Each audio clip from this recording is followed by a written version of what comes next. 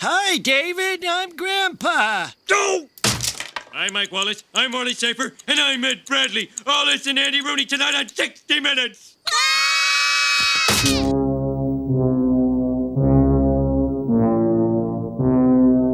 Hello, nieces and nephews. Welcome back to Unkle Orlok's Vault. You're joining us this time for Episode 5, The Shining. Now, The Shining was released in May of 1980. It actually came out the same weekend as another little film called The Empire Strikes Back. The film is directed by master director Stanley Kubrick. It's based off the best-selling book by Stephen King and stars Jack Nicholson and Shelley Duvall. Now, The Shining is so well known and has been one of the most overanalyzed horror movies of all time. You could go onto YouTube and find 1,000 videos covering The Shining. Well, we're not going to overanalyze it here today, but we are going to touch on a few points.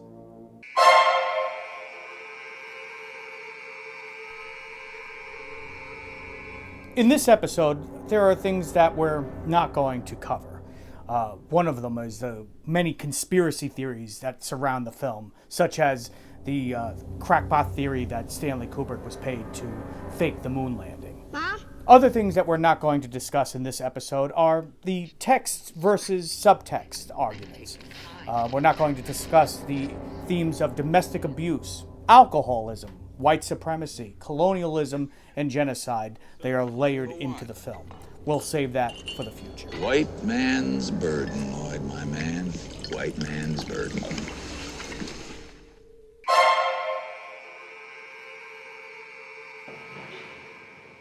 Good. I think the last three were quite good. I think the last two were better, previous two. Okay, let him go. No, he's gonna... Let's play back to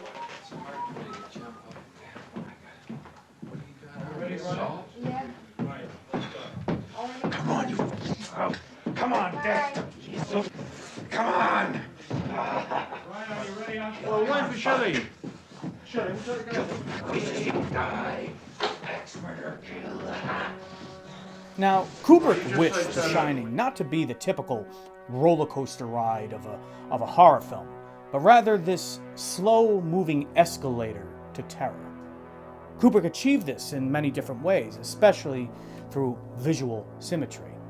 Now, Kubrick started off as a photographer. If you look at almost any shot in The Shining, it has this perfect visual symmetry, which creates a psychological unease. Another way he does this is through the art direction and production design. In fact, Kubrick sent out art directors to collect thousands of samples of different hotel carpets to find just the right pattern to give the right psychological effect. Another tool that he employs is the Steadicam, created by Garrett Brown. In fact, Garrett Brown operates a Steadicam on The Shining.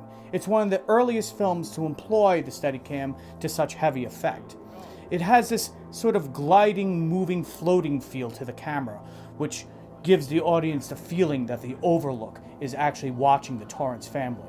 A great example of this is in the scene where Danny Torrance is riding his big wheel through the Overlook Hotel.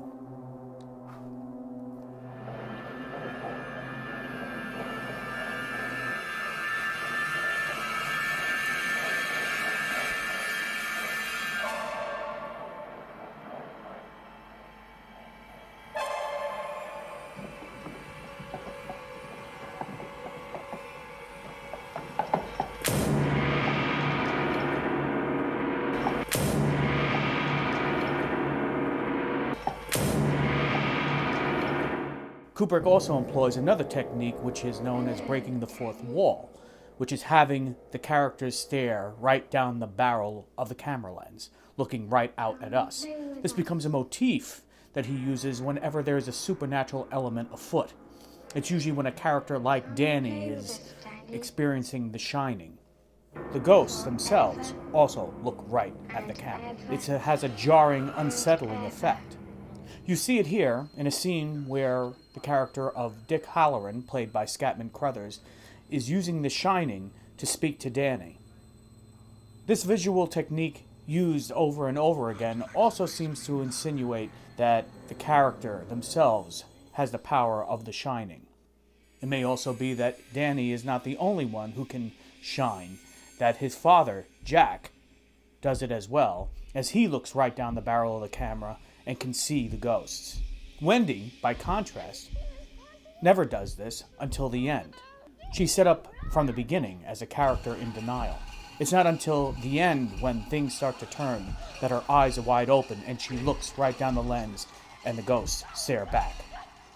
Especially these two, who are engaged in some sort of eyes wide shut sort of stuff.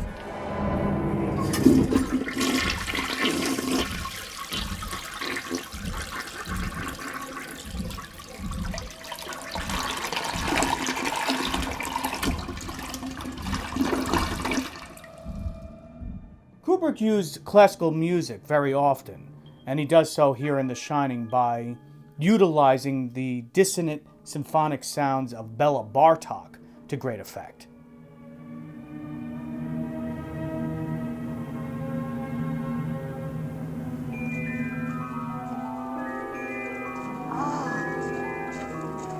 Woo, we made it. Isn't it beautiful? Yeah.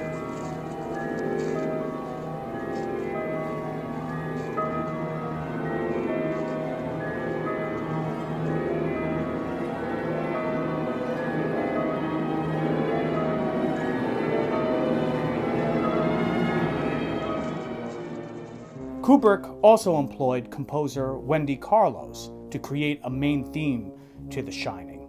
Now, Kubrick had worked prior with Carlos on A Clockwork Orange. Wendy Carlos is known to have pioneered the use of synthesizers to great effect by combining music, the human voice, and unusual sounds to create a sense of dread, as you see here in the opening shot.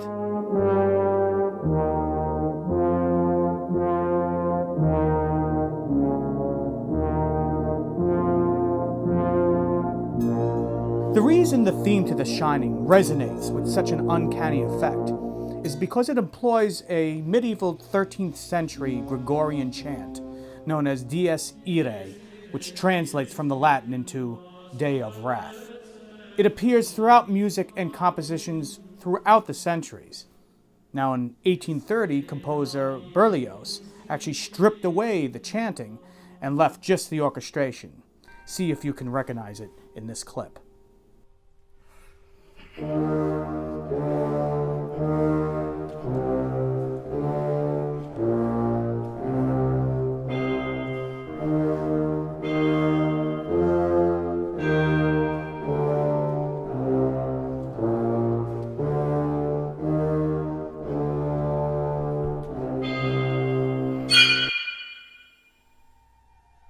I have a real problem with The Shining, and Stanley Kubrick knew that I had a problem with The Shining.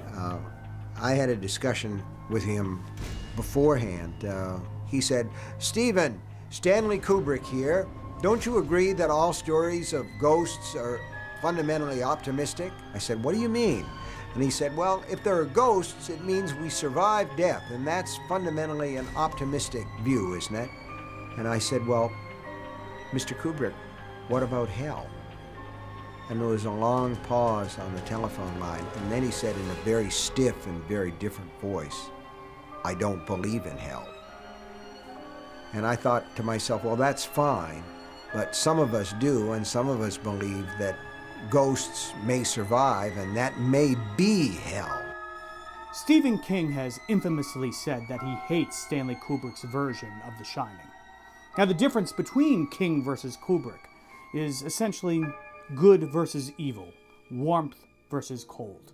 In Stephen King's book, Jack Torrance is inherently a good man. He's instead twisted by the Overlook Hotel. But at the end of King's book, he even has a moment of redemption through self-sacrifice. In Stanley Kubrick's film, there is no such redemption. Jack is, from the beginning, an insane homicidal person who's being called home to the Overlook. As the ghost of Delbert Grady says himself, Mr. Grady, you were the caretaker here.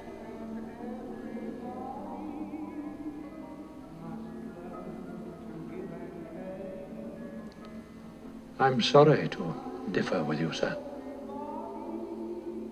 But you are the caretaker. You've always been the caretaker. As Stephen King has summed up the difference between the two of them, he said, at the end of his book, the Overlook burns. At the end of Kubrick's film, the Overlook freezes.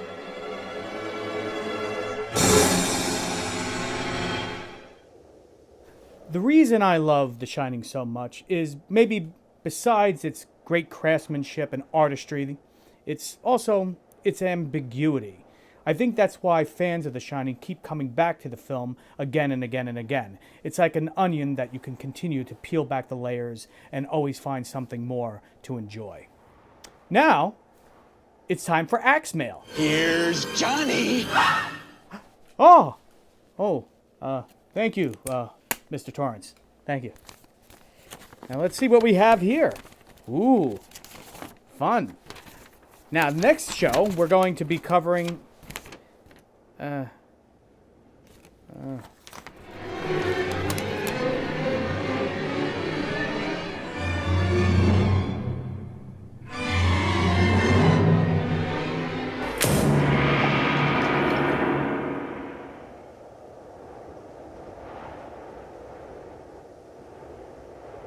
Midnight, where the stars and you.